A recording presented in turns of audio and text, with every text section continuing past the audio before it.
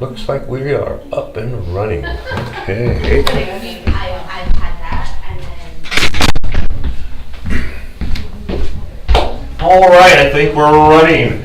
Let me just check the camera, make sure it's getting what I want it to get here. Hold on just a moment here. That's pretty close. I think that'll work. There we go. Okay, now we're ready. Good morning, my name is Norm Ellis. This is Grace Baptist Church Adult 1 Bible Study, and we're going to be in Exodus chapter 40 today. And if you are following along in our study course book, we're on session number 10, which starts on page 91. And the title is called Inhabited. Inhabited. First point we're looking at is instructions followed, 16 through 21, tabernacle inhabited, 34 to 35, and guidance given, 36 through 38. This is all in chapter 40. And we're going to be talking about God's presence indwelling the tabernacle for the first time. Let me see. Our main point would be that God makes His presence known when His people work together to obey Him. Obey Him. So, to get us thinking about these things, well, first we're going to have a prayer. I almost forgot. Heavenly Father, help us as we go through this material today from the book of Exodus and guide us in our study. Help us to see those principles in our life, Lord, that apply to us as well today. Be with those that are on their way here. Keep them safe as they're traveling. Thank you for those that are online who couldn't be here in person, but they're online watching. Just pray that you be with those in our church that are hurting right now. Help them to be healed, Lord, in your Son's precious name. Amen. Okay, and we do have some verses. I'm going to ask my erstwhile assistant, would that be correct? All right. Which one? I'll give you a choice. Which one would you like to take? Oh, the long one. Okay, I get the two shorties. Yes. All righty. Because that's my attention span is too short. So, to begin with, I got three words up here. Official graphic symbols. So, what might be some official graphic symbols you can think of that represents the presence of something? Now, we're not talking just religious. We're talking in our world today. Okay? Anything come to mind? Maybe, Corporate logos. Corporate logos, that's a good one. Yeah. So whenever you see something like IBM, you know what that is. It's Big Blue, they also call it, right? Or any of those other things. Any other symbols that come to mind? We're going to talk about a couple in our introduction here. That's why.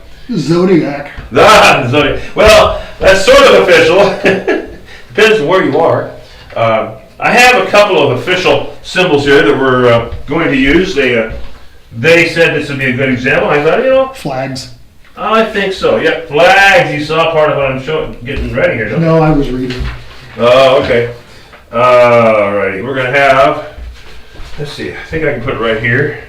First of all, I'll show you this one on the camera a little bit better. Okay, this is called the Royal Standard of the United Kingdom. The Royal Standard of the United Kingdom. I'm going to put this right about here. I think you can see that also. And then we got another symbol. This is one that's also very familiar to a lot of people. And why are we using the U.S. symbol? Well, we'll talk about the U.S. symbol too. But this is called the Union flag, or also the Union Jack. That's sort of the nickname for it. This is the British There's one for flag. land and one for the Navy. The term Union Jack is a lot of times referred to as the naval one, and there used to be a slight difference, but there's not anymore. So it's sort of a nickname now. It's kind of come up there. So, let me see, where was I? I gotta get this right here. Gotta get one more of my props ready, because I hate it when my props aren't ready. Gotta have the props ready to go. All right. If you're going to use them right. Also, I apologize for starting a little bit late today. I had a few things I had to do first, and unfortunately it took more time than I thought. And so I started a little bit late. We'll make up the ground, I hope, here shortly.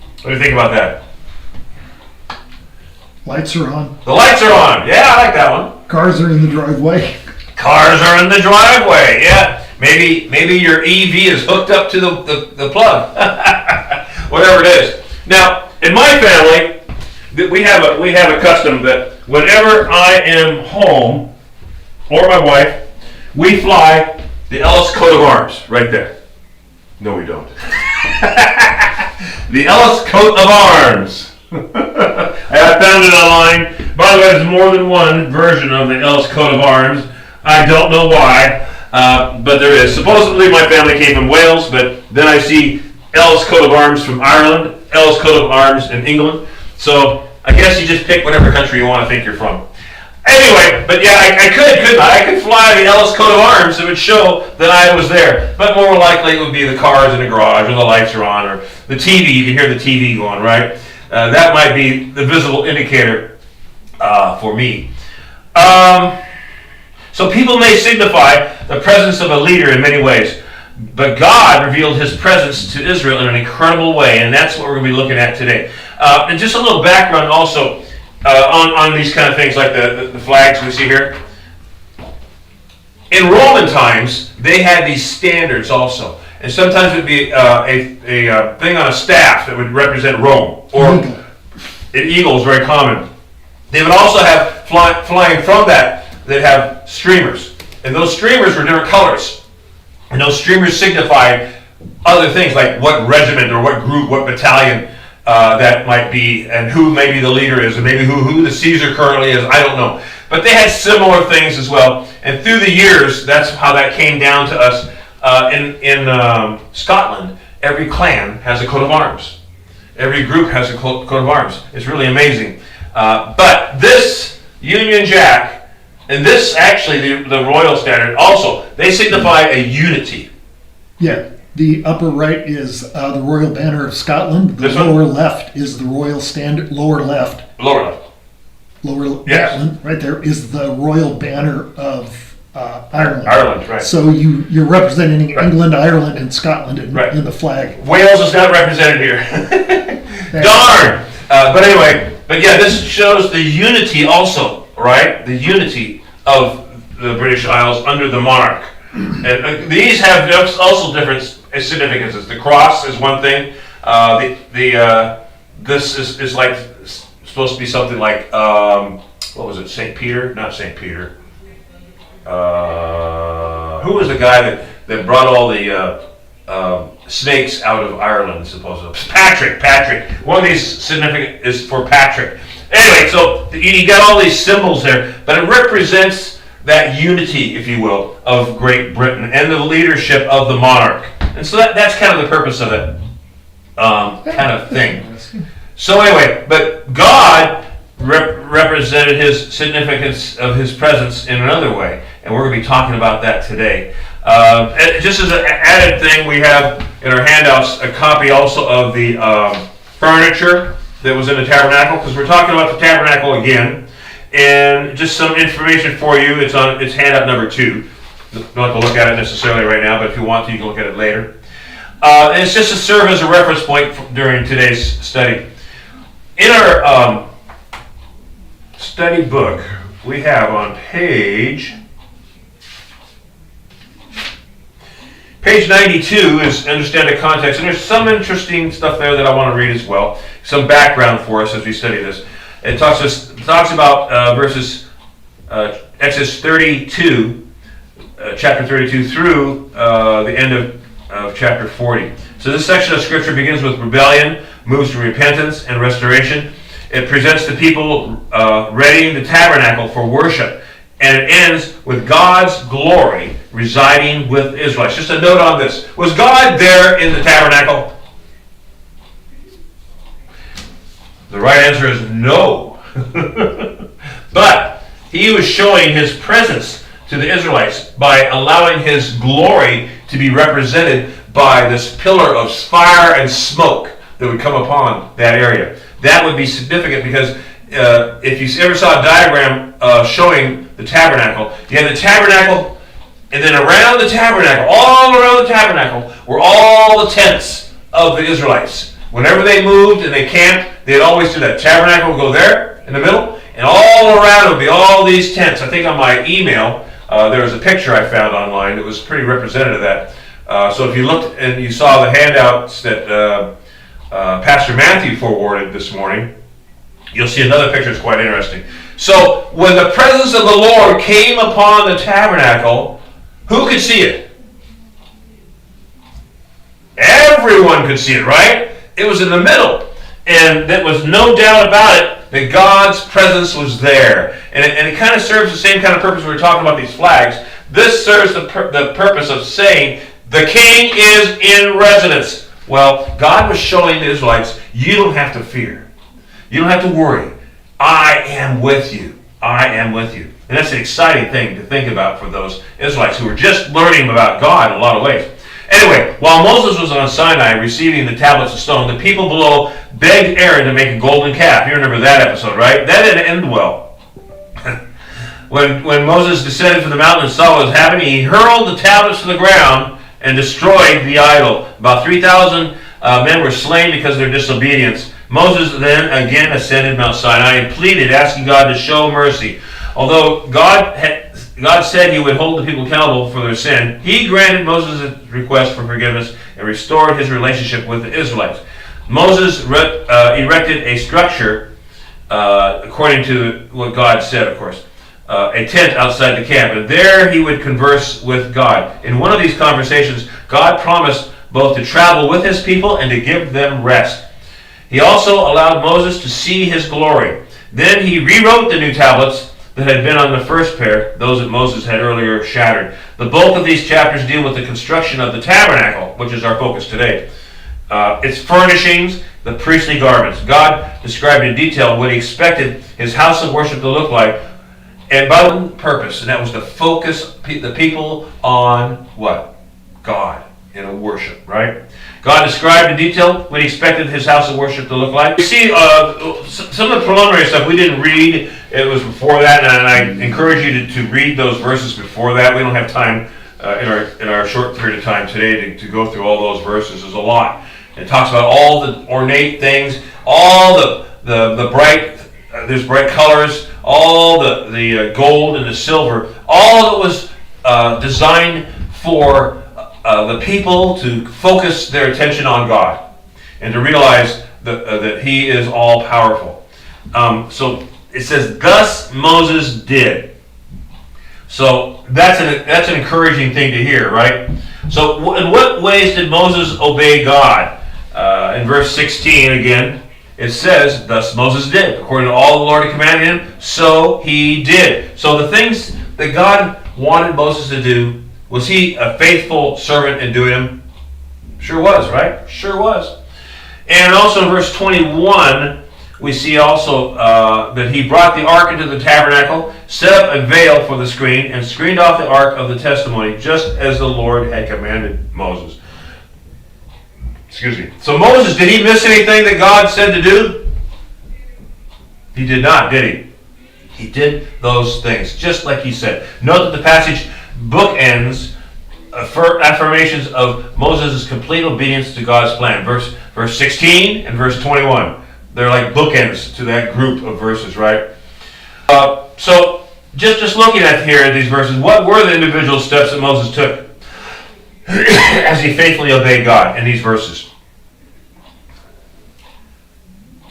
Well, he did what? He got the tabernacle tent up, right?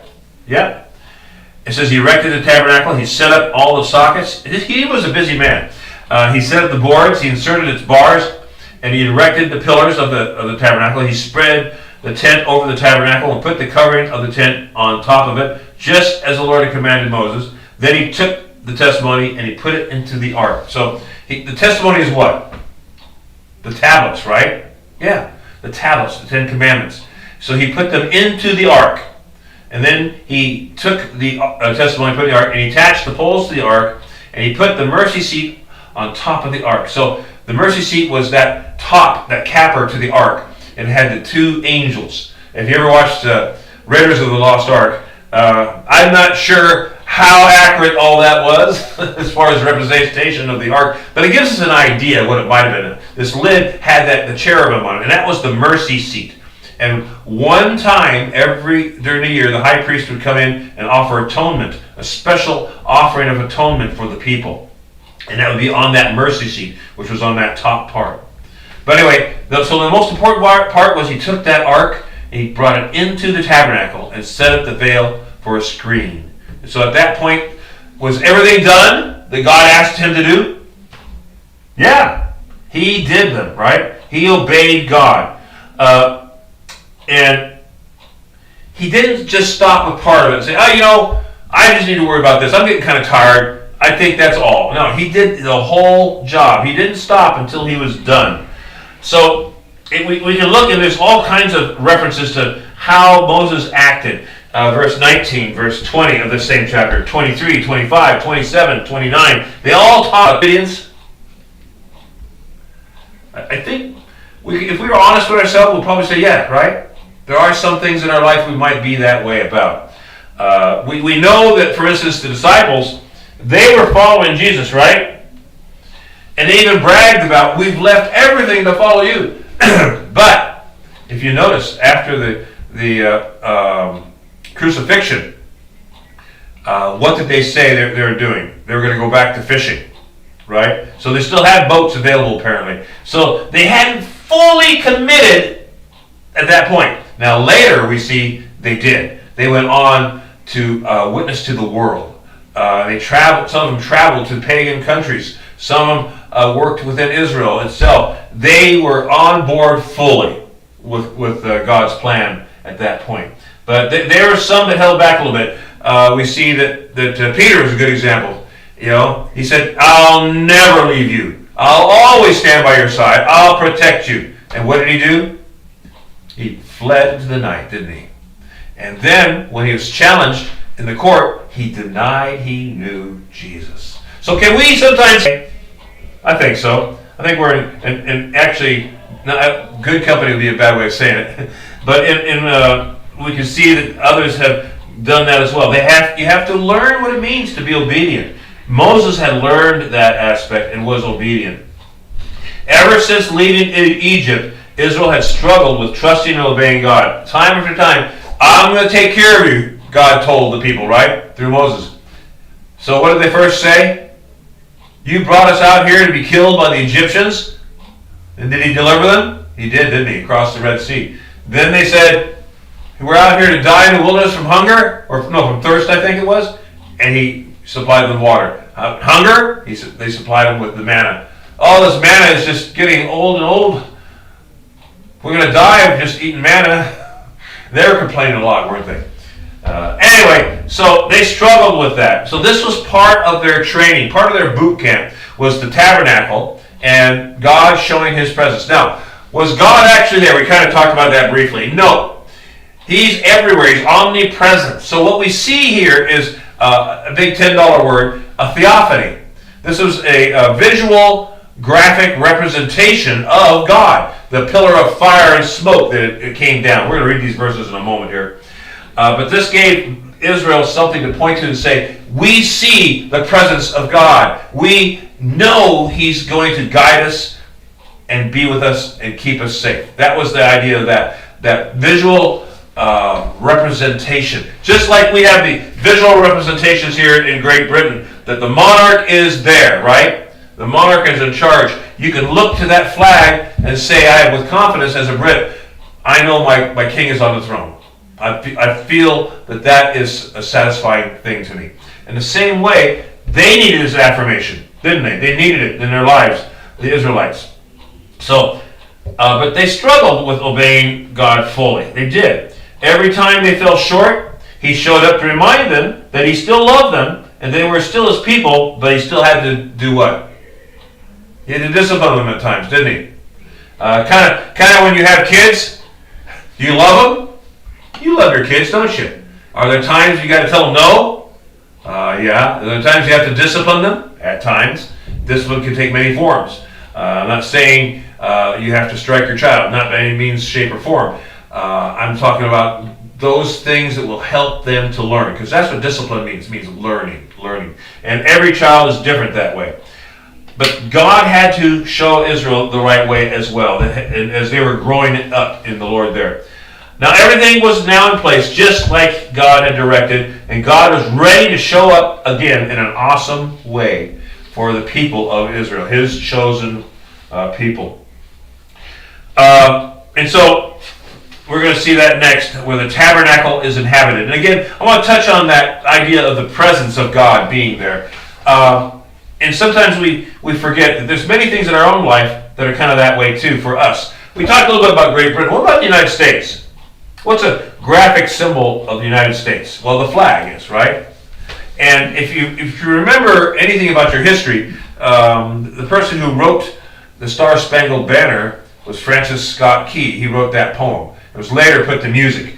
But in that poem, he talks about wondering, is the flag still there? Do we still have that symbol of America? Or is it just a fleeting dream now? Because he was a prisoner. He was on a British ship, a prisoner of the British during the War of 1812. It wasn't during the Revolutionary War. This is the War of 1812. And Britain had sacked Washington, D.C., and they'd done a lot of things. And one of the things they were doing is they were attacking this Fort McHenry. And he was taken prisoner, and they heard the bombardment all night long, and he was very worried because he couldn't tell how did it go. Did America survive this or not? And then he talks about, at the morning's first light, he was able to see the red, white, and blue of the Star-Spangled Banner. Did that give him hope? It did, didn't it? Give him hope. What are some other symbols we see besides the flag? How about the presidential seal? Now, the presidential seal is an interesting thing as well. It is something that when a president is speaking at a podium or anything, they have a little case, and in this case is the seal, and they will affix the seal to the podium. And I think the vice president has one as well, because similar to what Great Britain does with their standard here, I think that in the case of the president dying in office, the vice president then takes the oath of office, and he is then the president. So he has another one of the seals that will then be used for him at that point. There's also another interesting thing. Being in the military, you hear this a lot, and sometimes civilians hear this as well. When the president is about to come into the room, what do you hear? Especially if there's a band. You hear something called ruffles and flourishes. For those of you who've been in the military, you know what that is. A general will get one ruffle and flourish, depending upon how many stars he has. But no one gets 4 except the President of the United States. So when the President is about to come into the room, you'll hear da da da da da, da da da da da, da da da da da, da da da da da. Then you hear "Hail to the Chief," and I'm not going to bother you with singing that one.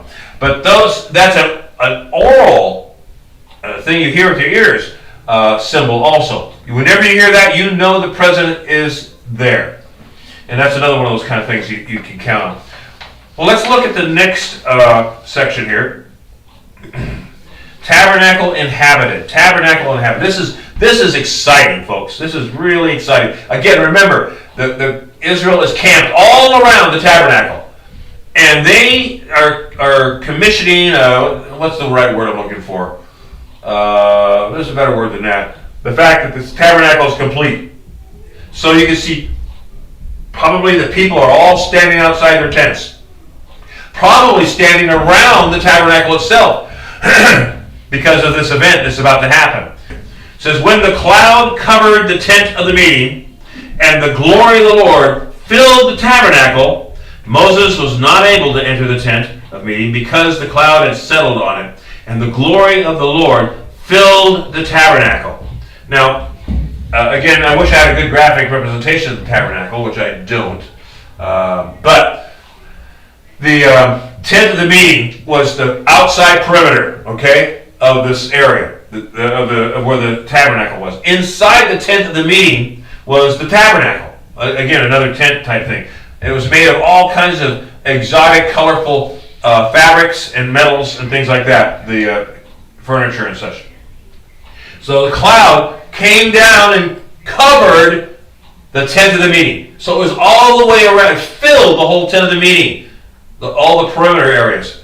And then it says that the glory of the Lord filled the tabernacle. So within the tabernacle was a light brighter than day. So if you think a good example of this was when Saul of Tarsus was struck down the Damascus road by the Lord. Remember that? During the day, what happened? There was a light brighter than the noonday sun, and he was struck blind by it. And the rest of the people were wondering at this thing too. So God's glory was shining in that particular instance as well. So that's what happened. If you were there, would you be impressed with that? Would you be thinking, wow, God is here. God's presence is being shown to me. I can rely on what I've seen with my own eyes and experiencing that God is here in the camp with us. That would be an encouragement, wouldn't it? So we got some words up here. Presence. Did I spell that right? Isn't it? And guidance. So as we go through these next ones after this, we're going to be looking at those coming up. So be ready for that. So the word glory is used, I think, at least twice here in these verses 34 through 35. And I want you to notice that how it's used. It says, actually our study book points this out as well, that we must not think of God's presence, the cloud, and God's glory as separate entities. The Hebrew verb for rested on that we see in verse 35 is shakam. It previously has been used for the Lord's glory at Sinai. So on Mount Sinai it was used as well. If you read Exodus 24:16 and 25:8, you'll see references to that as well. Also in Exodus 16:7, Moses and Aaron promised Israel that they would see the Lord's glory. So they told the people, you're going to see this manifestation of God for yourself. You'll see it and possibly feel the whole thing, right? The cloud was God's own presence, and the light in the cloud. It was the Shekinah. But where do we see God's glory on display today? Is there any particular way we might see that? I think we see that when we see people's lives change. People we did not expect to become Christians, don't we? And that's one of the primary ways. Anything else come to mind?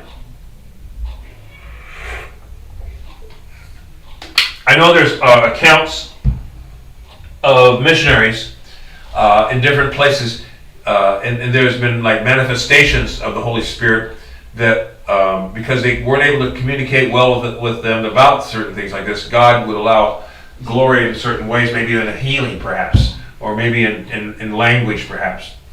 But there's all kinds of ways that God can show His glory, mostly through the life-changing that we see taking place. Somebody who was one way and now they're no longer that way. It's best typified by who became Paul, the evangelist to the Gentiles. So what does that glory always do? That glory always does what? Just like the standard here. It shows or points to the monarch, right? God's glory, whatever form it takes, will always point to God. If it does something other than that, it's not God's glory. It's a counterfeit.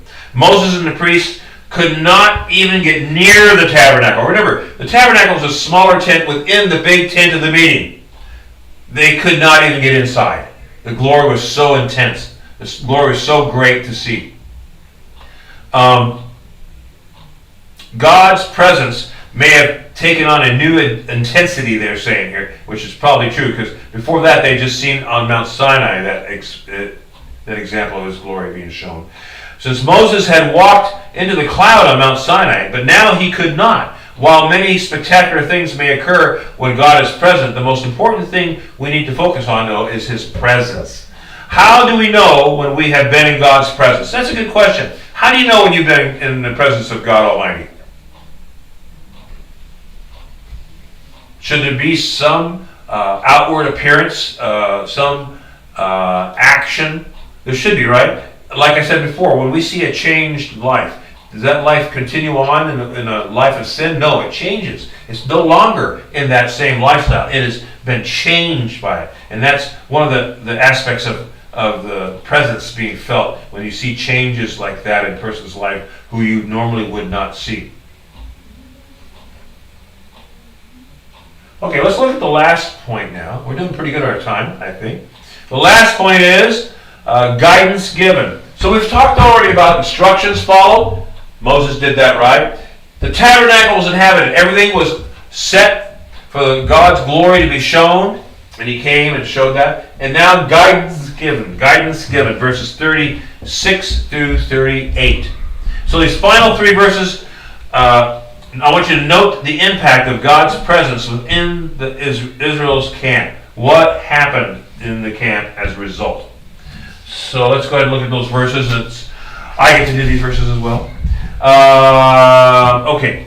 So throughout all their journeys, whenever the cloud was taken up from over the tabernacle area, the sons of Israel would set out. But if the cloud was not taken up, then they would not set out until the day that it was taken up. For throughout all their journeys, the cloud of the Lord was on the tabernacle by day, and there was a fire on it by night, in the sight of all the house of Israel. And this was God's way of showing them his presence and that he was guiding them. Because remember, when the glory of God would come out of the tabernacle and go up, they would pack up, all the tents would be all packed up, the tabernacle would be packed up, and then what went before them? It was nighttime, it was a pillar of fire. It was during the day, it was a pillar of cloud or smoke. So that signified to them that they did not have to fear. Not only was God with them there, wherever they camped, but God was also doing what? Guiding them, leading them throughout the wilderness journeys they were on. So this was something, this is like a summation, these verses, letting them know that this glory, how it happened, on a daily basis, if you want to call it that. So we see the presence and we see the guidance here. And on our board we have those two aspects we're talking about a little bit here. How was God's presence evident in verses 36 through 38? We kind of talked about that already, right? It was by that cloud and by that fire, that light that they saw. God guidance was evident as he led them through the wilderness. So in verse 36, we see that the Lord should not leave or abandon Israel. All the stages of their journey, he would not fail to guide them. Later, he promised his protection and success to Joshua. If you read Joshua 1:5, you'll see that one. And Jesus included this truth about God's enduring presence in the Great Commission. So let's read those verses really quick. See if I can find my reference here for that one. I know I had it. Well,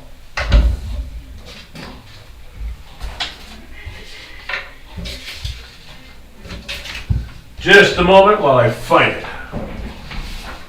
I don't know what I did with it. Well, I know. It's on the handout. On the handout, if you look on handout number 1, page 2, in Matthew 28, 18 through 20, it says, And Jesus came up and spoke to them, saying, All authority has been given to me in heaven and earth. Go, therefore, and make disciples of all the nations, baptizing them in the name of the Father, the Son, and the Holy Spirit, teaching them to observe all that I commanded you. And it says here, this is the key, And lo, I am with you always, even to the end of the age. Is that reassuring to us? It should be.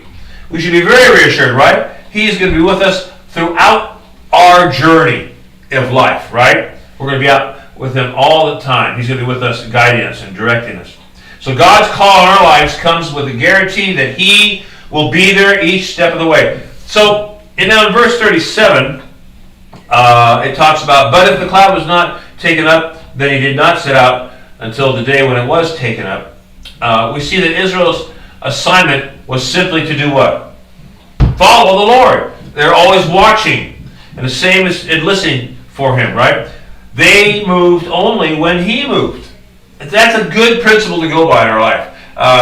Henry Blackaby wrote in his main work, which is escaping me, Knowing and Doing the Will of God, that we need to find out where God is working and join him there. In other words, we should be watching carefully. Is God involved in this? And we should join him there. It says they moved only when he moved. So when God moves, we should join him. That was the key to reaching the promised land. And the same is true of us. We are told to follow Jesus. So another verse in Matthew is 10:38. I'm going to read that one as well. It's on handout number 1, page 2 of the handout. Matthew 10:38 says, "And he who does not take his cross and follow after me is not worthy of me." So what should we do as Christians? We should follow Christ, right? We should follow him. And we should take up our cross to do that. In John 10:27, and I love this one, it says, "My sheep hear my voice." And I have a prime directive, don't we? We have a prime directive from God, and that is to follow him. Follow him.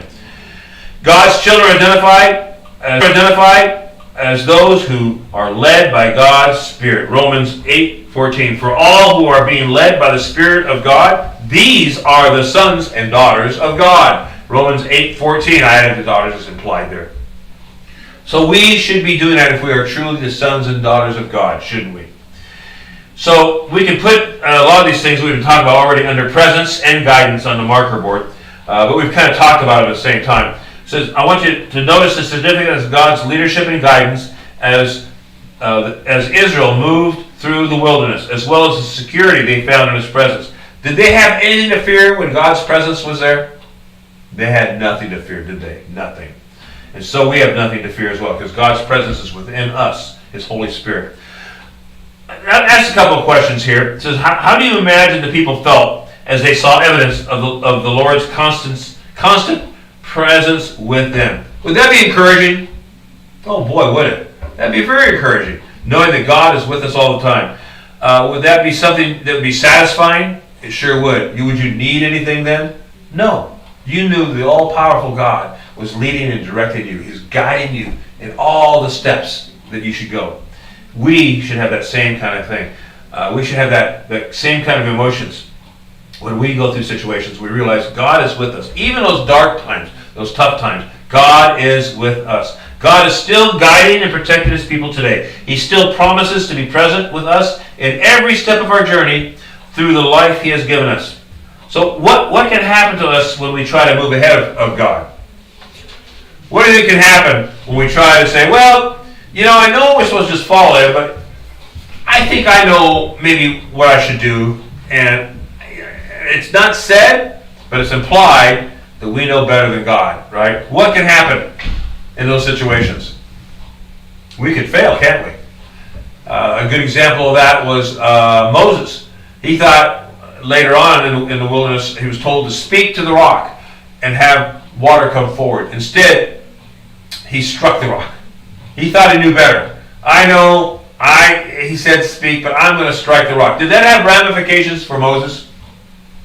Yes, it did. Big time, right? He not only disobeyed God there, but he had to suffer the consequences. And the consequences were severe because he was the leader. He was the ones that people looked up to and followed. His words were words that God had told him to say. And he had a special amount of need to be correct on all those things. He needed to be faithful in his representation. So he wasn't. So he had to suffer the consequences. And for not doing in that one instance what he should have done, he couldn't go to the promised land. He could view it from a hill looking down over the Jordan River, but he could not enter the promised land. Joshua was the one who had to go on at that point there. So let's finish up here. We're almost done out of time. So the three main summary points we talked about today. The first one is that God desires for us to respond with obedience to his command. When God told Moses what to do, he did it. When God tells us to do, we should do it as well, right? Second point, God's presence is his greatest blessing. Those times when you really needed the Lord and you felt his presence, weren't they so satisfying they were beyond belief? I remember those times at different points in my life, and he's with you. He's walking with you, or maybe he's carrying you in certain circumstances, like the one poster you see sometimes. It's called the Footsteps of Jesus. The third point, the last point, is Christians can be assured of God's trustworthy guidance. Not only for his presence, but he'll guide us as well. He'll take care of us. He'll bring us to where we need to be.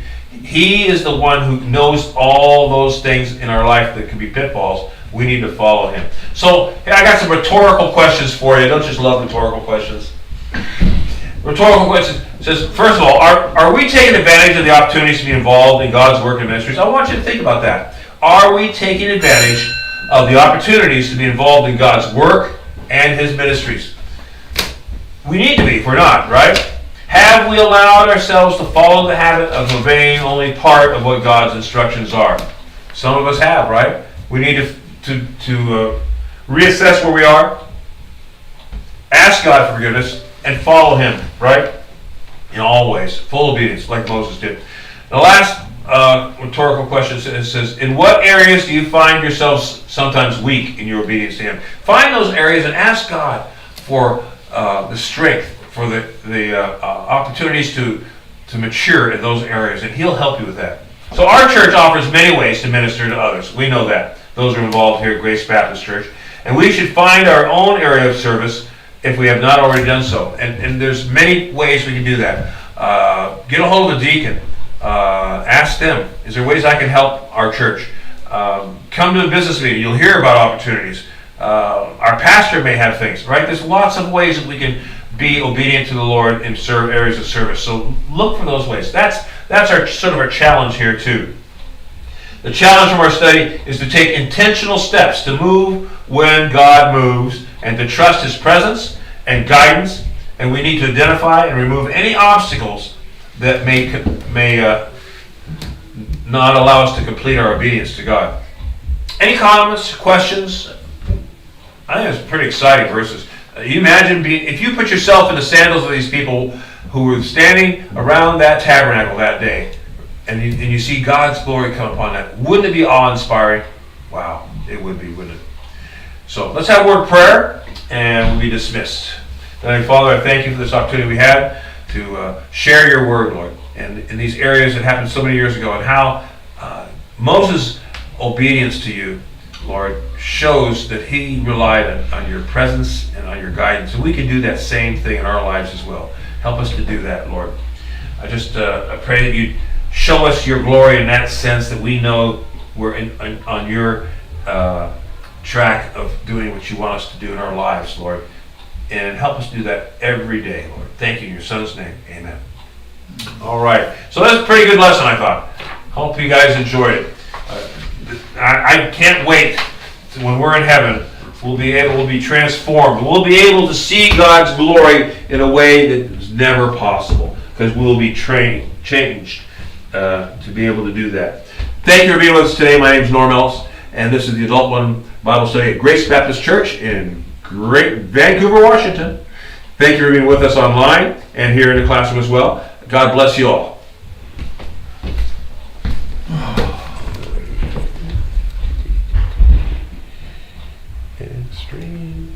Did you see what this stupid state wants to do? And that looks like it's good. Let's see if I can stop recording. Stop.